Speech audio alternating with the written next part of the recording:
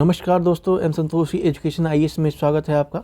जैसे कि आप लोगों को पता है, काफ़ी सारे एग्ज़ाम लगे हुए हैं, चाहे वो एसएससी हो, चाहे फिर वो यूपीपीसीएस हो, या फिर कोई अन्य एग्ज़ाम हो, आरओ हो गया। ठीक है, उसके लिए इंपॉर्टेंट सेगमेंट ज्योग्राफी भी निभाता है हर किसी भी एग्ज़ाम के लिए। तो उसी सिलसिले में हम अब प्रैक्टिस सेट लेके आए हैं, हर सब्जेक्ट का डेली बेस पे करेंगे। ठीक है, और ये इसमें आपके आज 50 क्वेश्चन हैं, तो इनको देखते हैं। चैनल पर नए सब्सक्राइब जरूर कीजिएगा। पीडीएफ के लिए टेलीग्राम से जुड़ सकते हैं, जिसका लिंक आपको डिस्क्रिप्शन में मिल जाएगा। शुरू करते हैं। सूर्य तथा पृथ्वी के बीच की न्यूनतम दूरी कब होती है? सबसे कम कब होता है? तो ये सबसे कम कब होता है? ये 3 जनवरी को होता है। 3 जनवरी को होता है। और सबसे अधिक कब होता है? ये दूसरा क्वेश्चन यही है, सबसे अधिक दूरी कब होती है? तो ये होता है 4 जुलाई को। ठीक है, 4 जुलाई को सबसे अधिक दूरी होती है। पृथ्वी से सितारों की दूरी किस इकाई में मापते हैं? तो जो पृथ्वी की सितारों से दूरी हो किस इकाई में मापते हैं? तो मापते हैं हम प्रकाश वर्ष में। अधिकांश मौसमी घटनाएं कहाँ पे संपन्न होती हैं? तो अधिकांश जो मौसमी घटनाएं हैं वो क्षोभ मंडल में संपन्न होती हैं। कहाँ होती हैं? क्षोभ मंडल में। वायुमंडल में उपस्थित कौन सी गैस पराबैंगनी किरणों को अवशोषित करती है? तो कौन सी गैस पराबैंगनी किरणों को अवशोषित करती है? तो वो कौन सी है? वो ओजोन है, एक महत्वपूर्ण गैस है पृथ्वी के एनवायरनमेंट के लिए। डोलडम पेटी की समान स्थिति कहाँ है? जो डोलडम पेटी है, इसकी समान स्थिति कहाँ पे है? तो ये भूमध्य रेखा के निकट पे स्थित होती है। कहाँ होती है? भूमध्य रेखा के स्थित में निकट होती है। आप भी कमेंट में बताएंगे कि कौन सा आपको इसमें से लग रहा है। ठीक है, वीडियो पॉज करेंगे, उसके बाद आप बताएंगे। ठीक है, 4 ऑप्शन में से फेरल का नियम किससे संबंधित है? जो फेरल का नियम है वो किससे संबंधित है? पवनों की दिशा से, पवनों को वेग से, तरंगों से, या फिर इनमें से कोई नहीं। ठीक है, कमेंट में बताएंगे कौन सा आंसर है। आप उसमें बताएंगे कि आपको कितना सही में कितना गलत हुआ है। 50 क्वेश्चन नहीं इसमें से आंसर क्या होगा? आंसर होगा इसमें पवनों की दिशा। क्या होगा आंसर? होगा पवनों की दिशा। टॉर्नाडो से क्या तात्पर्य है? टॉर्नाडो है उससे क्या तात्पर्य है? यह एक अति उच्च दबाव वायु दाब का क्षेत्र है, एक अति निम्न वायु दाब का क्षेत्र है, एक अति ऊंची समुद्र तरंग है, या एक सनातन पवन है। तो ये जो टॉर्नेडो है ये क्या है? टॉर्नेडो है ये एक निम्न दाब का वायु क्षेत्र है। ठीक है, निम्न दाब का वायु क्षेत्र है। इसका आंसर आपका बी हो जाएगा। मैं बार बार बोलूँगा नहीं कि आप अपना आंसर बताइए, कमेंट कीजिए। आप खुद ही लिख के कॉपी में अपने बताएंगे आपका कितना सही हुआ है। पच्छाब सबसे क्या तात्पर्य है? जो पच्छाब होता है उससे क्या तात्पर्य होता है? एक नीचा बादल, एक बादल जिसमें वर्षा हो रही हो, एक ऊंचा बादल, या फिर एक ओले का बादल। जो पच्छाब होता है, पच्छाब सबसे क्या तात्पर्य है? पच्छाब सबसे तात्पर्य ही या एक ऊंचा बादल होता है। समुद्री जल में कौन सा यौगिक सर्वाधिक मात्रा में पाया जाता है? जो समुद्री जल है उसमें कौन सी धातु या यौगिक उसमें अधिक मात्रा में पाया जाता है? Potassium chloride, sodium chloride, calcium carbonate, या फिर मैग्नीशियम सल्फेट। तो इसमें से कौन सा आंसर है? आप अगर जानते हैं तो कमेंट कर सकते हैं, वरना फिर मैं आपको बता देता हूँ। इसका आंसर होता है सोडियम क्लोराइड। इसकी मात्रा सर्वाधिक पाई जाती है समुद्री क्षेत्र में। गल्फ स्ट्रीम क्या है? वेरी वेरी इंपॉर्टेंट प्रश्न। गल्फ स्ट्रीम क्या है? महासागर की एक ठंडी जलधारा, प्रशांत महासागर की एक ठंडी जलधारा, महासागर की एक गर्म जलधारा, या प्रशांत महासागर की एक गर्म जलधारा। तो ये क्या है? मैं 1-2 सेकंड की रुकता हूँ ताकि आप भी इसके सोचने में समर्थ हो।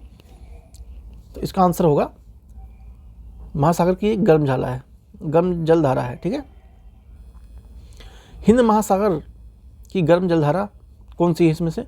लेब्रोडोरा धारा, अगुलहास धारा, क्यूरोशियो धारा, या फिर हम्बोल्ट धारा। कौन सा है इसमें से?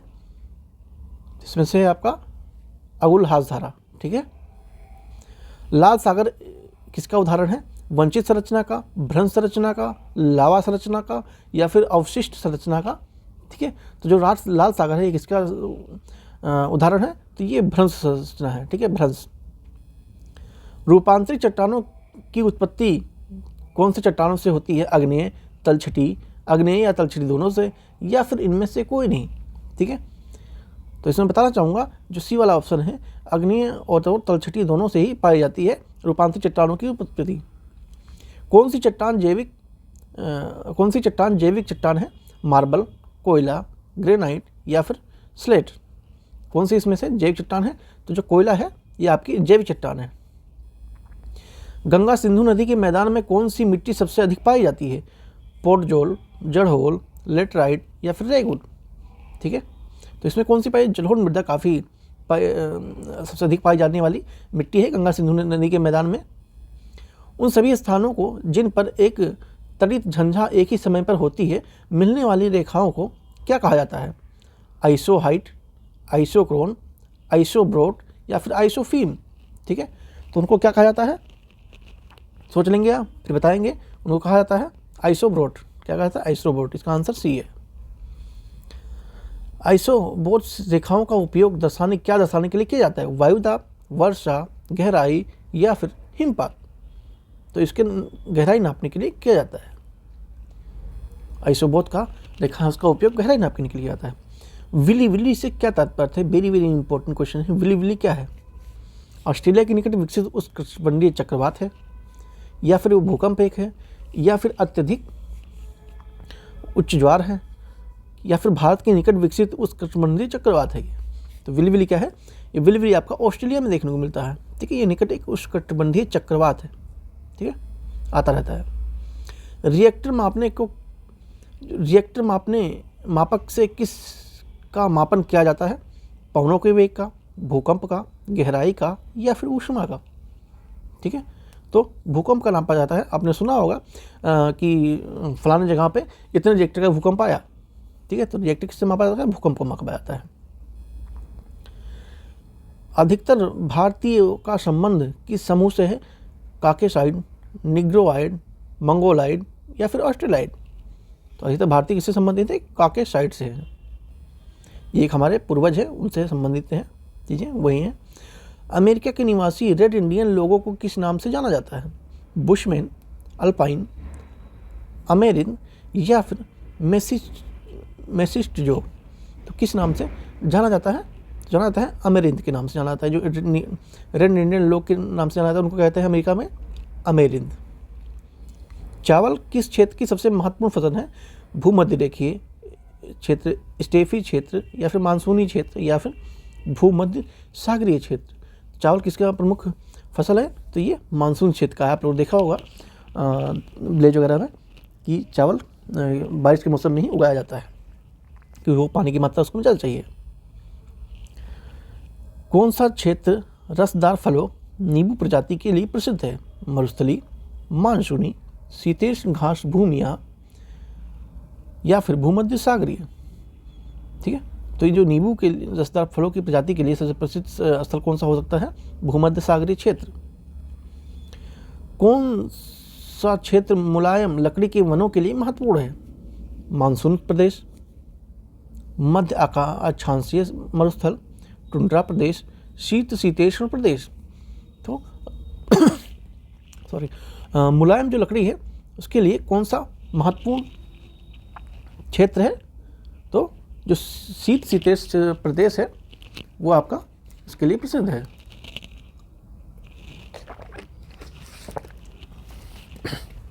नेक्स्ट चलते हैं। मूंगफली का सबसे बड़ा उत्पादक देश कौन सा है?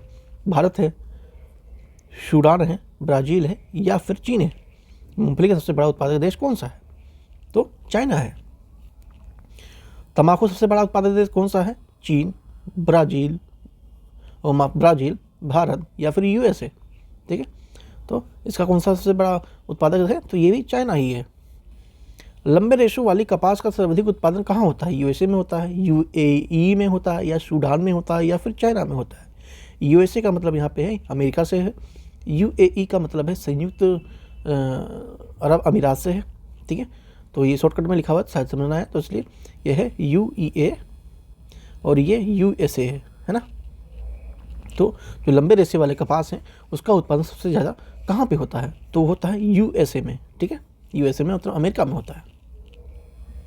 भारत संसार में सबसे बड़ा उत्पादक किस चीज़ में है? मांस में है, पार्क में है, मक्खन तथा घी में है और पनीर में है। ठीक है, तो भारत में सबसे ज़्यादा अधिक उत्पादन क्या होता है? भारत में सबसे ज़्यादा अधिक उत्पादन क्या होता है? कौन बताएंगे? तो मक्खन और घी। ठीक है, मक्खन और घी के लिए इंडिया फेमस है। संसार में सबसे बड़ा उत्पादक देश कौन सा है? चाइना है, रूस है, जापान है या फिर नॉर्वे है? तो चाइना है, वहाँ की मार्केट सी फिश के लिए काफ़ी फेमस है। संसार में गंधक का सबसे बड़ा उत्पादक देश कौन सा है? यूएसए, रूस, जापान और मैक्सिको। ठीक है, तो इसमें आपका यूएसए हो जाता है। संसार में सीमेंट का सबसे बड़ा उत्पादक देश कौन सा है? भारत है, जापान है, यूएसए है या फिर रूस है? तो सीमेंट सबसे बड़ा उत्पादक कहाँ है? तो यूएसए है। रेल इंजनों का सर्वाधिक निर्माण कहाँ होता है? यूएसए में होता है, रूस में होता है, भारत में होता है या फिर चाइना में होता है? तो यूएसए में होता है। रेल इंजनों का निर्माण सबसे ज़्यादा यूएसए में होता है।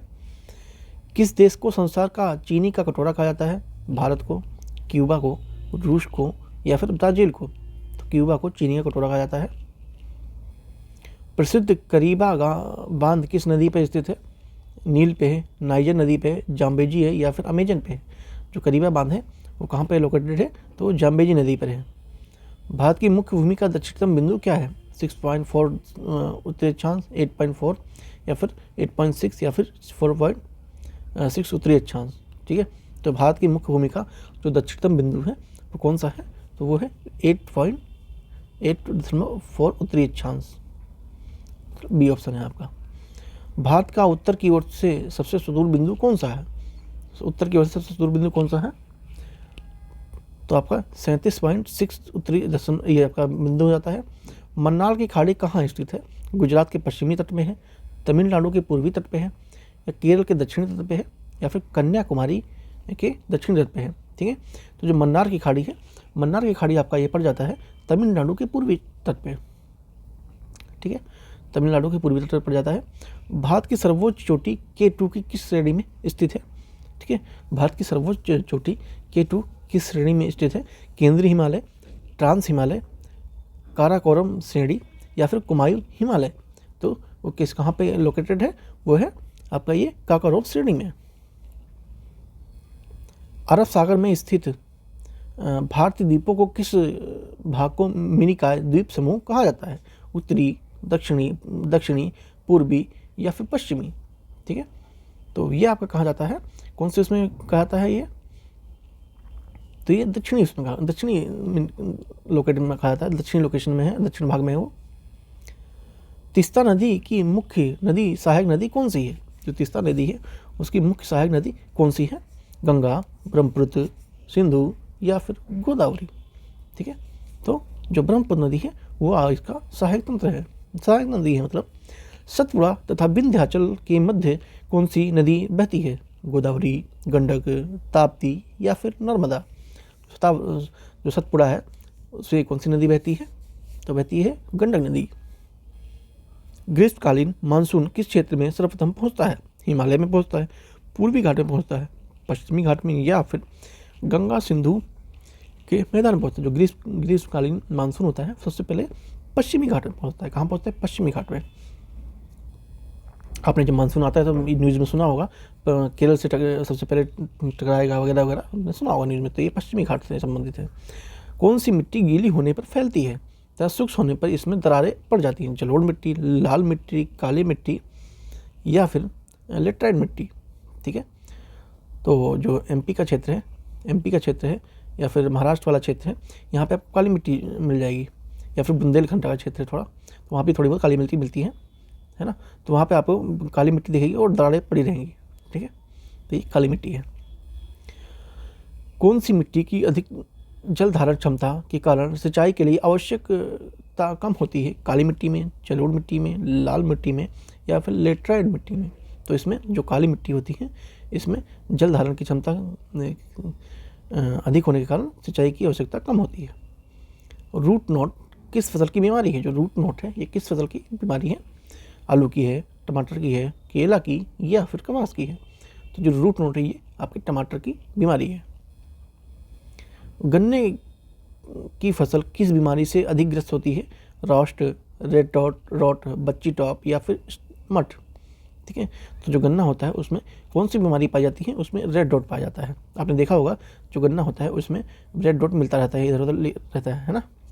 तो ब्लैक आर्म किस फसल को हानि पहुंचाने वाली बीमारी है ब्लैक आर्म किस फसल को नुकसान पहुंचा देता है, तो ये आपका बाजरा, गन्ना, कपास या फिर चावल।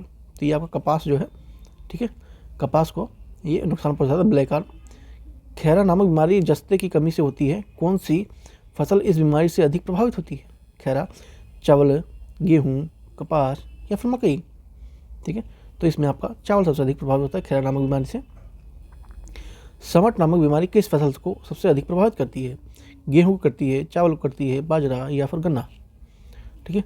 तो इसमें आपका आंसर हो जाता है बाजरा, ठीक है। बाजरा जो होता है उसको स्मट नामक बीमारी प्रभावित करती है। तो आपका आंसर इसका होता है सी।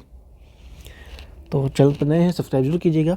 आपके लिए यहाँ पर नीचे आंसर भी दिया हुआ है, आप चाहें तो इसका स्क्रीनशॉट ले लीजिए, ठीक है। उसके बाद आप बैठ के आप प्रैक्टिस कीजिएगा, फिर मैच कीजिए कितने आंसर के सही हैं, और कमेंट में जरूर बताएंगे कितने आपके सही हुए हैं अभी तक जितने आपने टिक किए हैं, है ना।